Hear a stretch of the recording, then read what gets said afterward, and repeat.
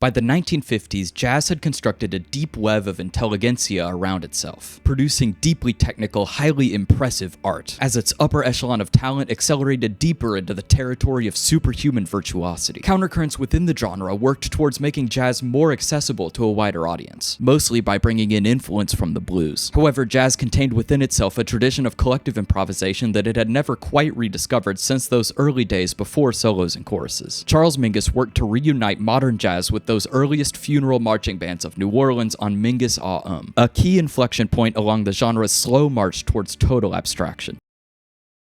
Mingus grew up in Los Angeles, but like most 20th century elite jazz talent, he moved to New York City in 1951 at the age of 29, making a name for himself playing alongside legends of the day like Duke Ellington and Charlie Parker. Those two names might seem like random pulls at first, but they each play a very significant role in the development of Mingus's career. Jazz fans oftentimes draw parallels between Ellington and Mingus due to their similar management style, with each leading large ensembles which prioritize developing young talent and writing songs to showcase each individual member of the band. And on the other hand, like most people at the forefront of New York jazz at the time, Mingus saw Charlie Parker as a complete revelation for the genre, with all of Mingus's written work taking significant influence from Parker's writing sensibilities. However, Mingus would go on to follow hard bop as it split away from bebop. Bebop is a version of jazz which prioritizes lengthy improvised solos based on rapidly shifting harmonically complex chord progressions, all of which occur at staggeringly high tempos. Hard bop would keep those tempos, but it would also shorten solos and simplify progressions. This entire movement wanted to import the accessibility of blues into the bebop formula, which also led to more prominent choruses and simpler, more swung melodic themes. Mingus would continue this trend towards supplementing the bop formula with older styles, turning his attention to the earliest jazz marches rather than those blues standards. You see, early jazz oftentimes afforded ample room for improvisation along a general theme and progression for every member in the band simultaneously, which sets the earliest forms of jazz apart from the later forms which would prioritize each person getting their own solo individually. By bringing back an allowance for each player to improvise all at once, Mingus charged forward into a new territory called post-bop, abstracting the bebop mentality even further and allowing changes to tempos and meters. Planned chorus sections were now less important than ever, as any moment could be subject to improvisation from any member of the band at any time. Some influence was also brought over from modal jazz, something so fundamentally different from anything I've talked about on this channel so far as to require its own video later. But for now, you can think of modal jazz as the tendency to prioritize melodic lines over chord progressions as you're composing music. Now, you may be inclined upon hearing this to say, this post-bop business sounds a lot like free jazz, and it definitely starts to indicate the genre starting to move in that direction. But we haven't hit that point of complete abstraction that free jazz would go on to represent quite yet. This record feels like a traditional New Orleans funeral marching band met a time-traveling Charlie Parker. You can really see that with the way that the record treats some of his most iconic melodies. These melodies generally aren't played with the entire band playing in unison. They aren't played on a blank void with just minimal backgrounds. Instead, at the same time that the most iconic moments of the record are happening, there are entirely separate, fully improvised counter melodies happening in the background. However, as they were picking themes to kind of riff on as a band, they mostly stuck to things which were heavily swung, just like the blues style of hard bop. And there's a willingness here to break pretty much any rule in the goal of creating a unique, compelling sound, especially in the realm of violating meters. For instance, some melodic lines here have this very weird staggered feeling, where one player plays about a quarter beat behind the other in a way that would be almost impossible to notate on sheet music. But once again, we're not quite at free jazz yet. These songs still generally have an established meter, chord progression, and thematic center, even if all of those elements feel less stable than they have in any previous form of jazz. To understand why the return to form in post-bop was so significant, you have to see how seismically the culture of jazz changed with the addition of the solo in the first place. Louis Armstrong oftentimes gets credited with that innovation in the mid-1920s, turning jazz into a world of larger-than-life personalities and highly celebrated virtuosity. And it makes sense that a hero maker would go to dominate American culture in that formative period between the Civil War and World War II. In that same period, baseball became the most popular sport in the United States. Now, if you've watched baseball, which honestly, I can forgive you if you haven't, you'd know that the sport basically allows the most input from individual superstars of any team sport imaginable. Look, there's There's very little macro statistical analysis to back up what I'm trying to say here, but let's just look at Game 4 of this year's NLCS. Shohei Ohtani basically single-handedly won the Dodgers the game. He hit 3 home runs and pitched 10 strikeouts. Now granted, the Dodgers have a pretty strong rotation on pitching and batting even without Ohtani, but if you want to see an example of how the Dodgers perform when Ohtani gets completely negated by one other individual player of the other team, you don't have to look back that far. In the 4 games of this year's NLDS between the Phillies and the Dodgers, the Phillies starting pitching, which in each game was one individual person, went absolutely belt to ass